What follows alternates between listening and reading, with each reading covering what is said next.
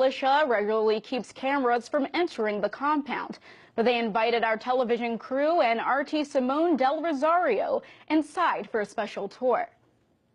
Ringleader Ammon Bundy has given us exclusive access to the Malheur National Wildlife Refuge, the headquarters of the takeover outside Burns, Oregon, a takeover by the self-proclaimed Citizens for Constitutional Freedom. It's much more expansive and sophisticated than I had imagined. There are offices, bunkhouses, shops, a mess hall. Bundy himself gives us the tour. Right over here is there's a conference room, and that's where we've been meeting with most of the community members and the Committee of Safety and so forth in that conference room. Ooh. It's slick. This is, yeah, my boots are very slick. I might just have to slide. Inside the conference room are federal files Bundy admits to sifting through. We always put everything back in where they're supposed to go, but we're definitely looking through and seeking for different things like, you know, how did they take so-and-so's water rights away and kind of what their perception of those things are. So that's what we've been doing over there. Some workshops used to build signs, bunkhouses used for bunking, and heavy-duty federal farm equipment paid for with taxpayer dollars. It's the people's, and that we're going to use it for their benefit. It's been used against them for so long, and now we're going to use it for their benefit. Against them how? Like, how would this equipment be used against them? Well, for example, you know, they go out and they use this equipment to build fences, and it cuts off their ranch, and so they can't use it anymore. On day 10 of the takeover, the Bundy brothers used this federal equipment to tear down a fence between a rancher's private property and federal land, giving the rancher greater grazing access, but also destroying federal property. Yeah. Are you concerned about the laws that you're breaking? Well, what is the supreme law of the land? But you're breaking laws that are actually in place right now. We're breaking codes and regulations, possibly. We're not breaking the supreme law of the land. In fact, we're enforcing it.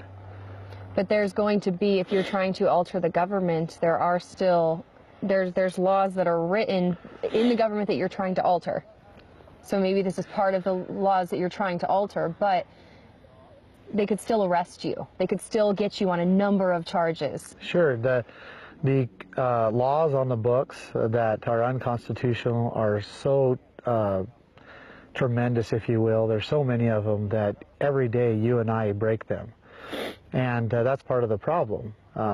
Government has got to the point where they think they can make laws on anything. Look, we have to make a decision. Are we going to obey the supreme law of the land and get the government back into its cage? Or are we going to try to continue to live our lives under the codes and regulations that they've placed upon us? The people at the refuge have chosen the former. Despite the exclusive access we've been given to this massive wildlife refuge compound, there's still one question I can't get an answer to. How many people are actually staying here? Bundy tells me the secrecy is for security reasons, but still lets us into the main living space, the mess hall. Despite previous reports, there's no shortage of snacks. Every bit of this has been donated, but we have, you know, eggs and milk. We have plenty amounts of coffee. Plenty of food to go around, and plenty of people coming in and out. People traveling from all over the West. I'm glad you're here, and we've got work for you, too. James Stanton is a retired Navy diver from New Mexico who just arrived to the refuge.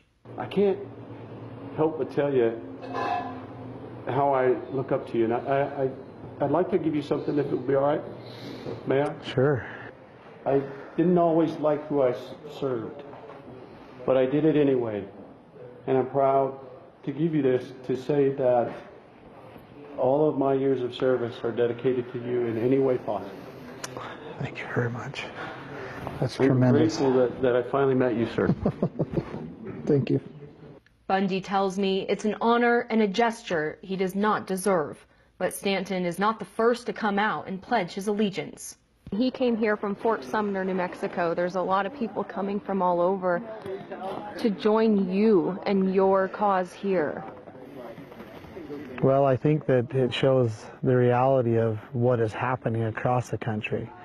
I don't think people would be here if they did not see that there was truly a problem, and that if they did not have hope that we could resolve it. And that's what we're doing here.